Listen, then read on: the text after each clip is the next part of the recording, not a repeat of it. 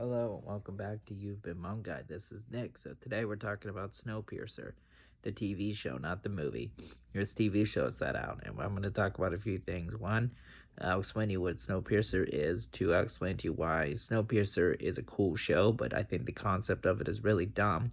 And then a few theories about Snowpiercer. One that I have, one that I watched on the internet. So let's begin. So, if you don't know what Snowpiercer is, it's a really dope show about these people on a train. Somehow the earth freezes.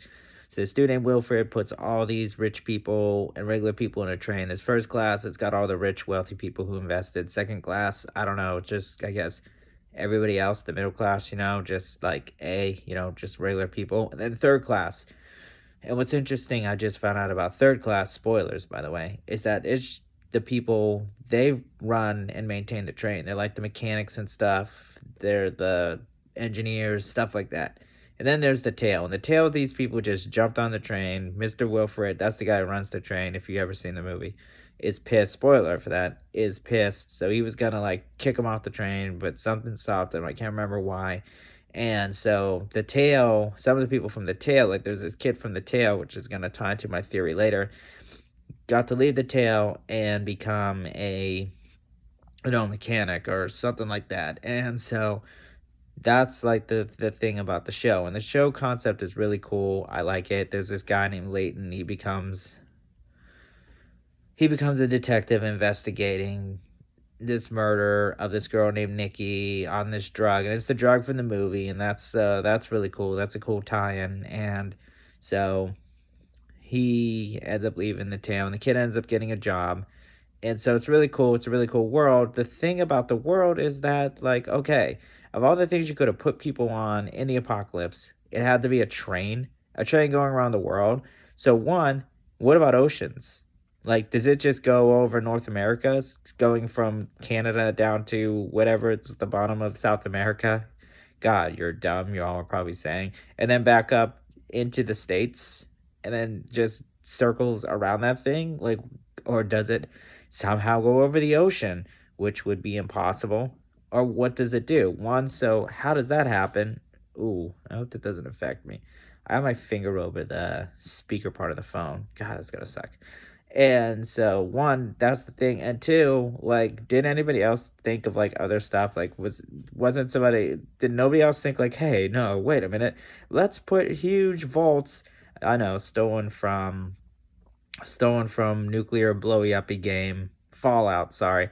Let's build vaults under all the major cities and people can live there. You literally could have connected trains from like DC, New York, Boston, Stanford, I don't know, Atlanta, Miami, Dallas, all those. You could have connected trains and just had people live in underground cities for like whatever to whenever this like ends. And, you know, I guess had like drones and see the temperature of the earth or whatever. And like the other thing is, where's the president? Like, why is it there the president on the train? Like, was the president, no, Mr. President, we'll put you in this underground bunker, you'll be fine. Like, you should see, like, I guess, government officials on this train, unless they did something else. Like, and that's the problem. The other thing about it that bothers me is, okay, you're on a train, you have finite resources. Like, you got to replace parts, swap out parts. Eventually, you can only fix things like engines and bolts for so long before they'll, finally, there's no oil, there's no anything to like fix them. So like what's the sustainable resources for this train, for these parts? What are they going to do when they run out of parts, and one, I think an avalanche, something happens that kills some of the cows. Now they can't have beef. Like all the animals are going to die. There's no amount of breeding you can do that's going to keep the animal population going and going and going on forever, however long this ice age is going to last. I mean, shoot, you don't know. It could be like, I don't know, 50 years of this, 120, whatever, 200. So what are you going to do for that? What's the sustainable way you're going to keep this train running for all this time? And what are you going to do? Like, it seems like a flawed concept. Oh, and then the other thing I wanted to get into was also this philosophy. I forgot to say that earlier. The philosophy of the train is very interesting because they talk about Mr. Wilfred, but you never see Mr. Wilfred. if you've seen the movies, you know there's a Mr. Wilfred at the end, but you don't see him in this show, Snowpiercer. So where's Mr. Wilfred? He's almost like a myth, almost like I remember reading years ago this thing about the God theory, and it was like how, you know, God's like a theory that there might or might not be a God, you know, and there were like people, you know, like atheists and stuff, like there is no God, and then what's the other ones? What are they called? Agnostics, you know.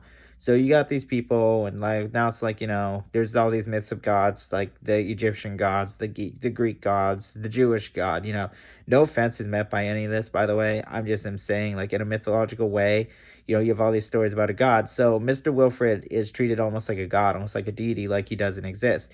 And then his engine is almost worshipped. It's almost like a cult worship. They say things like, "Oh, glory to the great engine.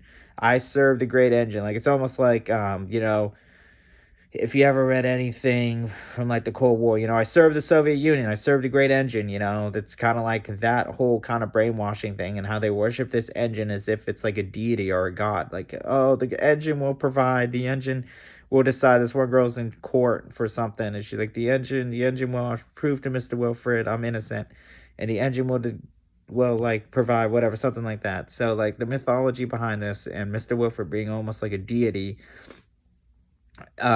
is like really interesting. It's a really interesting concept for this show. Oh, I'm interested to see how many minutes I'm at now. This is gonna be fun to see at the end. So yeah, so the myth of Mr. Wilfred and all this, and that he doesn't exist, actually ties into my first films theory. So my first film theory is, I'm watching this with somebody and we're talking, and they're like, you know, maybe there is no Mr. Wilfred, maybe he doesn't exist. And then spoiler alert for episode 6 I'm up to. I haven't seen 7 or 8 or 9. So probably making this video way too early. Maybe I'll make an update, I don't know. You guys tell me, leave it in the comments below. So they're talking, you know, if you want to see a part 2, leave that in the comments. If not, I won't. So it all depends on you and your loyalty. I'm testing your loyalty. So I'm kidding. But so this person was like, there is no Mr. Wilfred, he doesn't exist. I'm like, but in the movie he does. And then the person's like, well, what if he becomes Mr. Wilfred later? And there's this scene in episode 6 where at the end, the kid is given, like, I don't know if it's like an engineer's cap. It's something. It's like, I'm blind, by the way, visually impaired, by the way. There's no audio descriptive for the show. So I don't know what was given to the kid by this girl, this woman, Melly. But he was given something, and so I was like, whoa, what if that kid is the future Mr. Wilfred? Whoa. And so I went to look up conspiracy theories with the Snowpiercer TV show. Is there a Mr. Wilfred? And a few interesting theories came up. So one of them is that if you read the comics, if any of you have ever read the comics, there's 2 trains. There's this train called Snowpiercer, and there's a train called Icebreaker. So one of them, they believe that Icebreaker in the comics is actually connected, is actually the train Mr. Wilfred is on, is called Icebreaker. Everybody else is on Snowpiercer. So there's like 2 trains circling the earth, and Mr. Wilfred is on the one. Then there's this other interesting theory that there's these things called the drawers, and Mr. Wilfred was put in there by Melanie, who's trying to usurp him and take over the train. And he's put in there, and he's being kept there, and there's people in bunkers along the side of the train, and they walk around in the train. They're in stasis, they walk around in the train, and that's their way of kind of connecting, which then makes me wonder, is this also somehow connected to Alter Carbon? Because think about that. Because in Alter Carbon, they got VR and stuff, you know? They can upload themselves into... Hold on, I'm going to be walking for a second. They can upload themselves into anything they want, anywhere they want. They have those needle cast stations, which, you know, they can transport all over like the galaxy and whatever. They can do these mass transit things with this needle cast stations.